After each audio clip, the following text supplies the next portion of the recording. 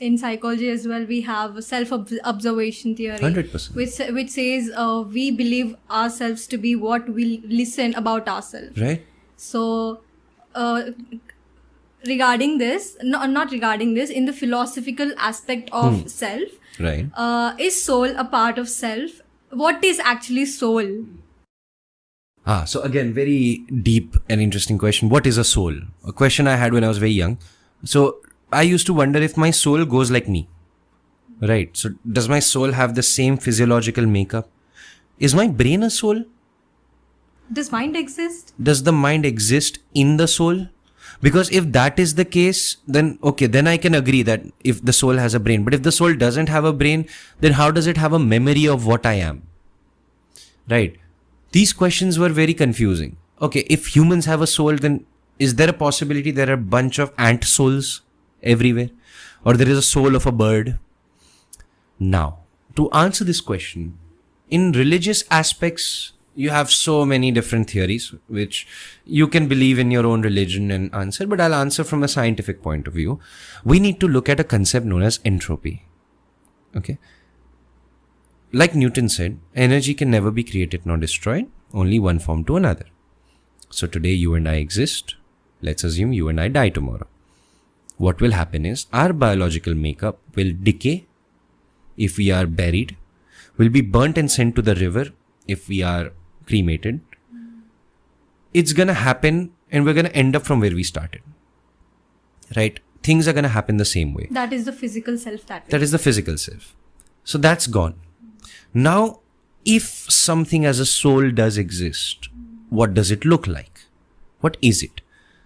So to define soul, you can define energy. Let's think of us as a particle of light, a photon, whatever you want to say. So now everything that you always were is just in this tiny particle. So what happens to this particle? Does it just float around doing nothing? Or does it enter another human being and that becomes me? We don't know. The sad truth is we do not know. But we do know that there are certain areas of theoretics where we call it as a soul particle. That is a particle that carries data or information for either the rest of eternity or for a certain period of time. And we have seen this throughout the universe as well. When something has died in the universe, we have seen its fragmented particles everywhere. The theory of quantum entanglement also tells us that input on one end of the universe will give an instantaneous input on the other end because it's all interconnected. So yes, you have things like soul, you have things like particles and energies that do exist. To understand this may not be our cup of tea. First of all, may not be possible for our psyche, our brain to handle. But even if it is to handle, it's definitely not how people think of soul to be. It's not a woman in a white sari walking around at 3 a.m. doing nothing. Okay. It's not a monstrous being that's hiding under your bed waiting to pull your leg. It's definitely not that. If it is anything, it's nothing but a meaningless data that is floating around nowhere. But that thing is meaningless to us. It may have meaning in the grand scheme of things. But yes, if the soul exists, it also has to go back into the universe itself. Because the law of entropy states that. The law of thermodynamics state that. All the laws will tell you that whatever is will also come back. If life is certain, death is inevitable. If death is inevitable, then life is certain. It's a cyclic nature. It has to go somewhere. So if you are made up of a soul, then your soul is in the universe. It's either in the form of a particle. It's either in the form of a higher dimension. It's either in the form of a reincarnation, whatever you want to, you can let your brains run wild. But it is there. Is there no end for that cycle? No. As long as the universe is, there is no end. You may not have you may not have memory of that cycle. Like in psychology, we have certain theories called as past life regression. So people, through certain hypnosis and meditative practices, people who believe this, they can go back to their past life. There are evidences that are circulated in the news that people have memories of from the past life. There is a Shanti Devi case, right? So True. True, there are cases. Now, how my mind would run is, how do we for sure know that that is exactly how the series of events happened? Is there any scientific evidence in terms of scriptures where we knew that these two people existed at different times? Even if they did, could it be a possibility that this was all nothing but a coincidence? It was a dream that a girl had about someone. She said this location, and exactly at that time, someone did live there, and they just joined the two dots. We study in psychology, right? Correlation does not equal to causation. Could it be that? Maybe. Could it be yes, reincarnation did happen? Yes. Could very well be. We don't know. And it's not bad, or we shouldn't feel upset that we don't know, because it opens up an area of exploration which is exciting. But yes, in short, it does have to go somewhere. Your death has to go somewhere in some form in order to maintain the universe's scales. That is entropy. You have to balance it. Your energy, your soul, even if soul doesn't exist, energy doesn't exist, your body has to go somewhere. That is there. In few like we spoke about the reincarnation and all, few have memories of their past lives, like Shanti Devi, while few do not. Right. Why is that people do forget after death? Why do we forget our past lives while others remember their past life? Right. So there are very wild conspiracy theories. Explain it in the scientific way. Okay. So first of all, science will not support reincarnation of its true sense, because memories are neurons. Neurons that have communicated with each other, have bonded with each other, and fire upon need. Once the body dies, the brain dies, the neurons decay, and it's all over. So theoretically, even if reincarnation exists, neurobiology will not support it, because you will never have memories of something that is already decayed and dead. You can only make new memories. The only way to explain reincarnation is if there is something that connects the two, that the old body and the new body, and that old body, new body connection is the pathway of the soul. Now, if the soul is something that theoretically has information stored within it, there is a high possibility that when it enters a new body, because of the fact that it's entering into a new and active brain, it is unable to process both the memories at once. So it can only process the new one. So in order to explain this very simply, let's say that you have an iPhone and I have an Android. Okay. And you have a charger, I have a charger which is USB-C, but your phone only supports Lightning. Now, even if that charger can charge both the phones, it cannot fit into your phone because the makeup of your phone is different than mine.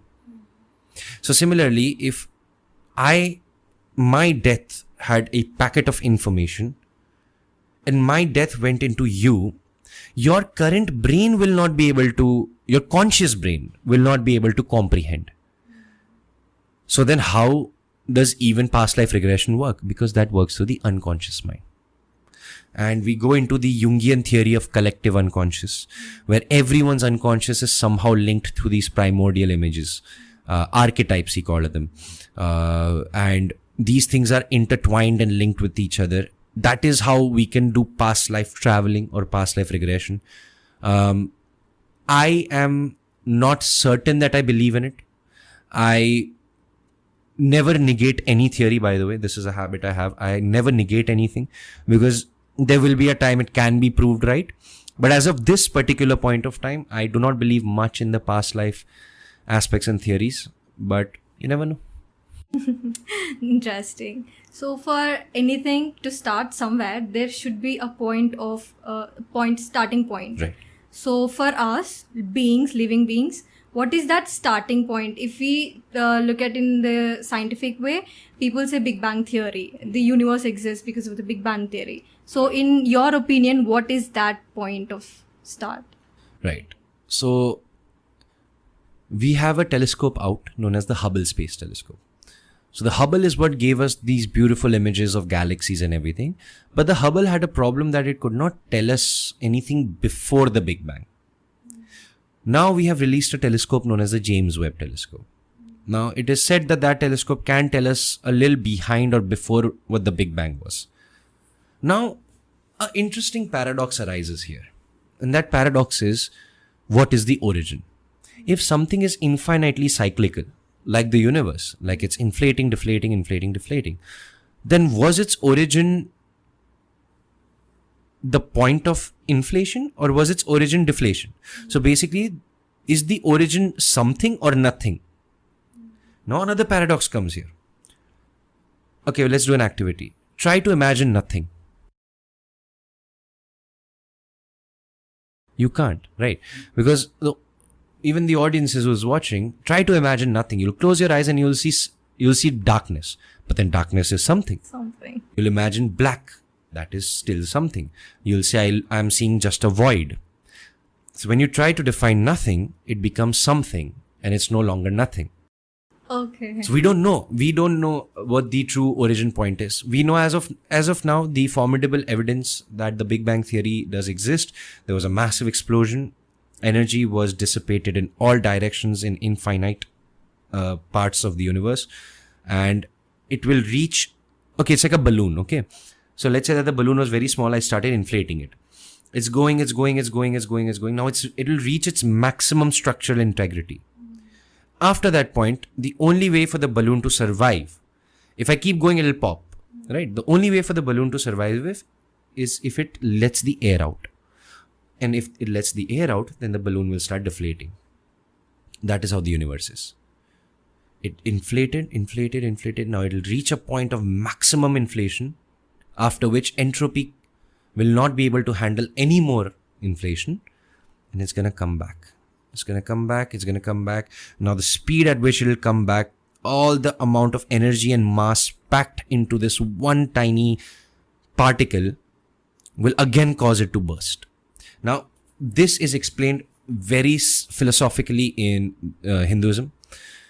Both these concepts, by the way, the origin as well. So, for those of you who do not belong from the religion, who may not have this idea, it is asked to Shiva, who is one of the 3 important deities in Hinduism.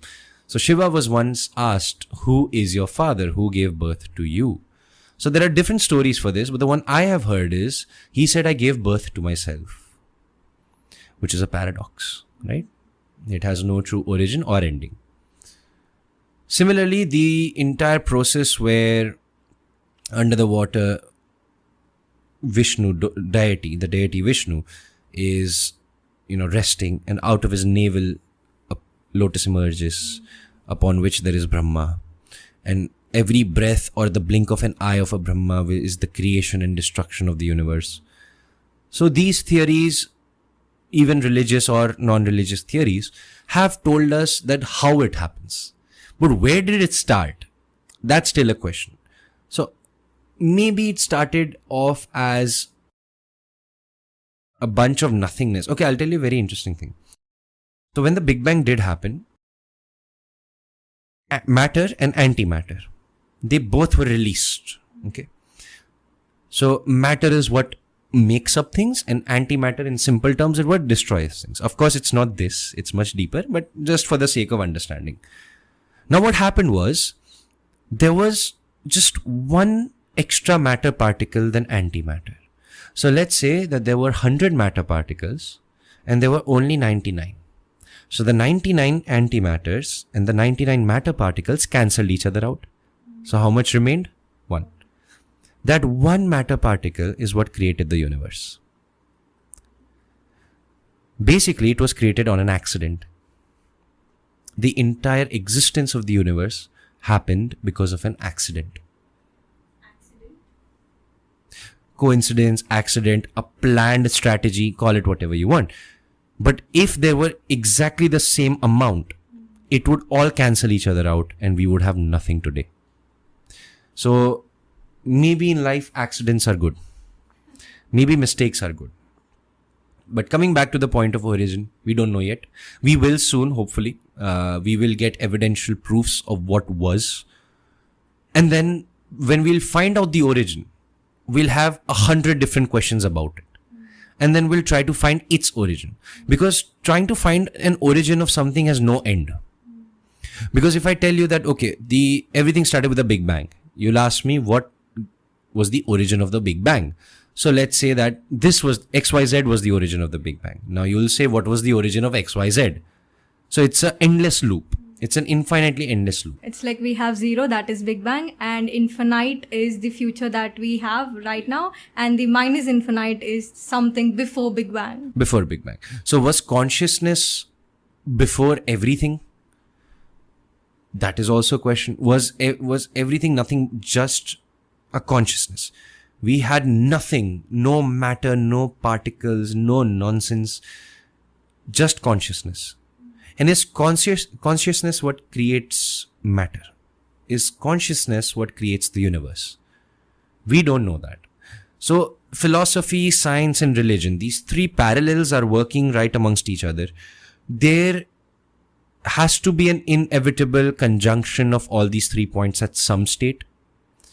We don't know when, but as of now, we don't know the answer to that. We don't know what was the true origin. So for now, we can think of it just as the Big Bang. Okay, very well. So if we get into the aspect of psychology a Right. bit, so in psychology, if we say philosophy and psychology, combining both, mindset plays a crucial role. Correct. As we've discussed before, Right. manifestation and all, mindset plays a very crucial role. Right. So for us to understand in philosophy, the Stoic mindset is very much spoken about. Correct. So what is Stoicism all about, and what is its philosophy? Okay. So when we think of Stoicism, one man's name always pops up, Marcus Aurelius. But we also need to talk about other inputs by Seneca. Seneca was also a Greek philosopher who came up with the roots of Stoicism. But since everyone is much interested in Marcus Aurelius, we'll talk about him. So Marcus Aurelius was a ruler. Now the interesting thing about this man was that he conquered kingdoms, he ruled, he reigned. He had a book, a diary, and he used to write in that diary every day. But the thing is, what was fascinating is, this man would write it in such a sense as if someone is going to read it. The book Meditations, which is his book, it's written in the format as if he meant for someone to see it. So basically, he would talk to himself from a third person point of view. He would write to read. He would speak to listen. Right? So Stoicism, for people who are entering it for the first time, who have no idea about what it is, to simplify it, it talks about a simple concept that is, if you can change it, change it. If you can't change it, don't think about it. Okay. If I have the capacity to change something, I should do it. But if that change is not in my hands, there is no point worrying about it. That is basically majority of the Stoic philosophies combined into one. There are many even theories. We talk in existential psychology. We talk about Viktor Frankl. Yes. We talk about a lot of his theories. Man's Search for Meaning is a book Through which the logotherapy came. Logotherapy came through that book, which is something I feel a lot of people should read. He had a very different outlook on suffering. He was suffering, but he had a very different outlook on it. So Stoicism is good for those types of people who feel like they're lost in life, who don't have a sense of purpose, or who feel like they are unable to take control of their own emotions and behaviors. Right? The most attractive thing in a person is someone who can control their thought.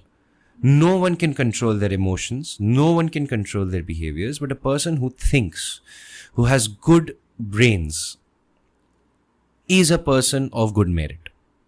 Right? Your brain causes your destruction. Your brain causes your nourishment. Okay. Your brain is like water. If you allow it to flow, it will nourish everything around. But if you leave the water, it will rot everything around. It's like that.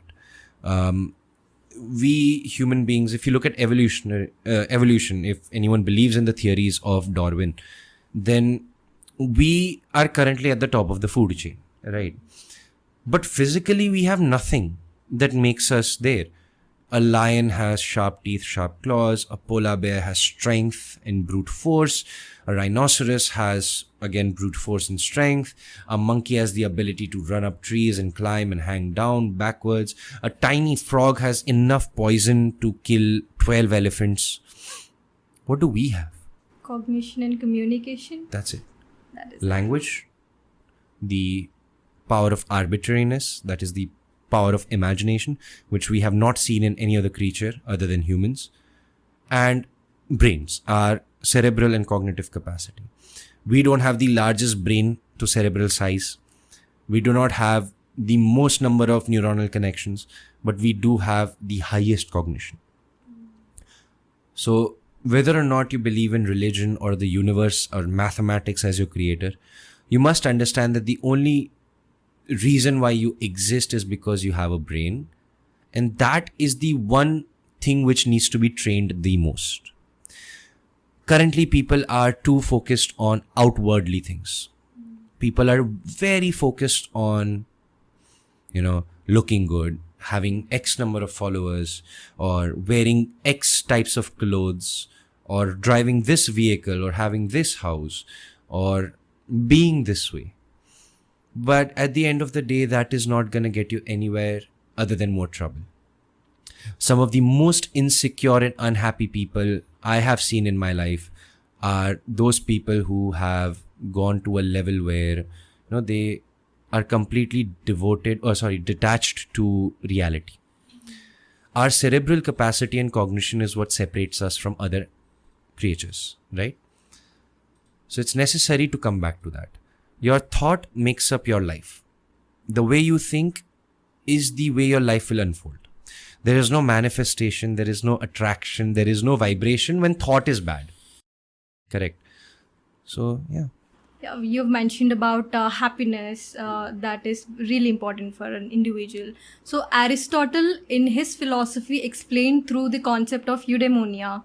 So could you shed a light of what that eudaimonia concept is? Okay, so we have eudaimonistic thinking and hedonistic thinking. Okay, eudaimonistic thinking is a thought process of extreme positivity, and that hedonistic thinking is negativity, negative traits. But I have a completely different outlook on this. I feel sadness is very important. I feel these happiness. Okay, so let's think of it this way. All right. Right now, what is your current state of mood? My current state of mood. Happy or sad? Let's keep it to two simple ones. Happy. You're happy right now. Now, if you were to be happy for the rest of your life, would happiness really even be important? Not Would happiness really. be special? Not really. No. Because if you look at a graph, a sinusoidal graph, a graph that makes a U wave, right?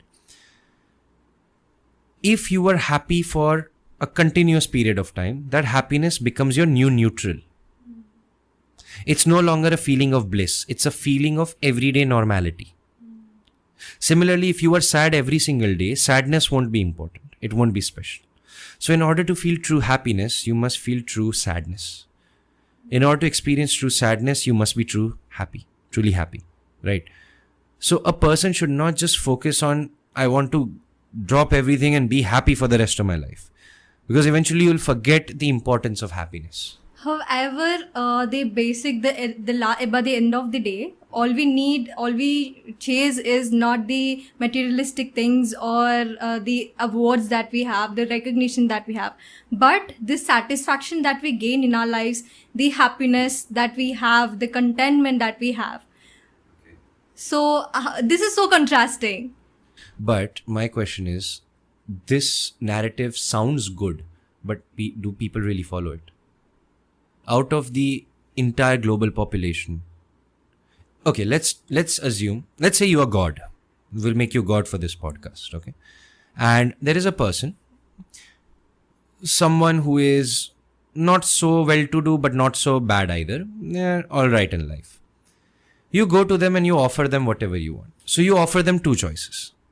Either you tell them, I'll give you peace and happiness for the rest of your life, but nothing else. Or you offer them all the riches of the world. You get a big house, a beautiful car, a beautiful husband or wife, amazing children. logically, what do you think the person will pick? The latter one. Because we have assigned our minds in such a way that is happiness. It sounds very nice to say that I want true peace. I want true happiness. But in reality, offer someone money, they will say bye-bye to happiness in a minute. Right? This is how it is. We have to be real. Sometimes when we talk about psychology and philosophy, we get too involved in the happy, and we forget what is actually really happening to people. I'll even raise a question to the audience here. Ask yourself, and you can lie to everyone around you, but you cannot lie to yourself. How many of people who are listening to this podcast or watching would sacrifice happiness for money? Because innately money brings happiness. You want to debate this? You can. But money brings happiness, right? So, I do agree with your point that at the end of the day, you want peace, you want happiness, you want everything. But people don't want that. So, it's either that you start understanding that monetary success will give you physical luxury, but will not give you mental peace. So you should achieve these two things separately. People combine them all the time, but you should achieve them separately, right? So yes, hedonistic thinking, eudaimonistic thinking, think however you want, but you will need both to be normal. If too much of extreme happiness is there, you're done. If too much of extreme sadness is there, you're done. Because both extremes, both sulcuses and gyruses will now become neutralities. So you have to experience everything in a sinusoidal wave. A wave of happiness will make you appreciate why you're happy. A wave of sadness will make you understand the importance of happiness. Could you explain what sinusoidal wave actually is? So if you draw XY graph, on the positive, that is the top side, you'll find a U. And on the bottom side, you'll find another U. So it looks like a snake or an S. It's a horizontal S. Okay. That's a wave. If we talk about the theory of Maslow's theory of hierarchy, so he explained that we have needs, yes. The basic needs, the self-esteem, social needs. The higher is the self-actualization. What actually is self-actualization? Okay. So Maslow's hierarchy of needs was, currently we have physiological, safety, then we have, we have love and belongingness, then self-esteem, and then self-actualization. Earlier, Maslow also had a few extra ones. He had what we call as aesthetic needs. That was also involved. There's a lot of things. Now, Maslow said that it's a pyramid. It's a hierarchical pyramid from which a person goes from the bottom to the top. First, you want your physiological needs to be solved, right? You want that's only limited to 3 things: food, water, and sex. That's it. Once these 3 things are satisfied, you move on to one layer above, where you have your safety needs. You want a home, you want a roof, you want food, regular sources of food. Then you go up one more. You want love and belongingness. You want people to love you, you want to love people, and you want to belong to a community. Makes you feel like you're part of something. Once that is achieved, you go to self-esteem. Now you feel good about yourself. And self-actualization is where once you've achieved all these things, they don't matter anymore. None of these things are necessary.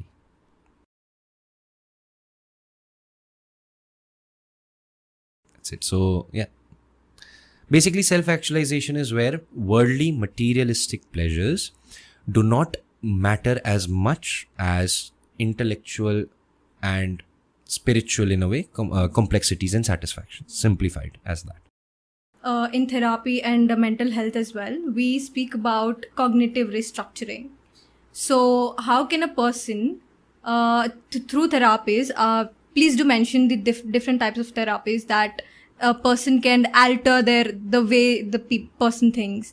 What are these type of therapies and how do they help for a person for their mental health? So cognitive restructuring comes under CBT, cognitive behavioral therapy, which was developed by Aaron Beck. Now, there are different forms of therapies which change the way you think. Hypnotic therapies, hypnosis as we call, can include things like thought implantation, thought removal. Cognitive restructuring is replacing these bad habits with good ones or negative thoughts with good ones. We have something known as cognitive distortions. Cognitive distortions is your own brain and the thoughts of your own brain ruining your own life. Okay. A simple example of that is catastrophizing. That even if a tiny inconvenience happens in my life, I will take that and I will blow it out of proportions. Let's say that I was supposed to come for this podcast today. On the way, I dropped tea on my shirt. Now, a simple thing would be to come here and to ask your team and everyone to provide me with a new shirt if they can. That would solve it. But no. Now, with that simple tiny stimuli, I will start saying, my life is terrible, my destiny is bad, life is bad, I was born with a bad luck, this, that. Catastrophizing, taking a tiny problem, turning it big, right? So cognitive restructuring, the question you asked, is taking these cognitive distortions and replacing them with positive or constructive thoughts. Replacing things like, I cannot do it, by saying, I might as well try. Of course, someone cannot just go from saying, oh, I can't do this to saying, oh, I can do it. Life doesn't work that way. Human beings don't function that way. But you can take smaller steps. Okay. You take smaller steps where you tell a person, okay, even if you do not do it, what's the worst that can happen? Just try it once. Now, therapies work in different ways. To get into that would be a 3-hour long podcast on another Wednesday or Tuesday. So we won't get into the theoretics of it. But to sum it up, restructuring involves taking these distortions and replacing them with thoughts which actually matter in your life or can do some constructive benefit or positivity in your life or career. So, yes. So with this, we come to the end of this episode. Absolutely. Thank you so much for sharing all the knowledge that you have in the aspects of astrophysics. We've started at astrophysics and ended it with psychology. So Sure. How was your experience? And if there is any advice that you would like to give to viewers or any key takeaways, please do share them. So the experience is blissful as always. These subjects are very close to my heart, and I have spent my life in trial and error in order to figure out the truth behind all this. One advice to everyone would be that you are nothing but a tiny dot in a rock which is floating in a solar system, in a universe that is headed nowhere. So the true meaning of your life isn't as deep or serious as you think. Rather, it is deep and serious of what you make it as. Your fundamental experiences of existence will only exist as long as you do. Your death is the destruction of the universe. Your death is the destruction of your problems. Don't make your brain do it while you are living. There are many ways to live, many ways and purposes and reasons. For me, it is finding out the truth of everything. For you, it could be the same or something completely different. But at the end of the day, find something that you like to do in life. And no matter who comes in the way, don't give it up for anyone. That is an incredible advice that you gave. Thank you so much, everyone. Thank you so much for watching our episode. It was really insightful. Thank you so much for Thank you as sharing well for all being the a great knowledge. host. Thank you so much. And please do stay tuned for more more interesting conversations. And also please do like, share and subscribe for more. Do it now. Thank you. Thank you so much.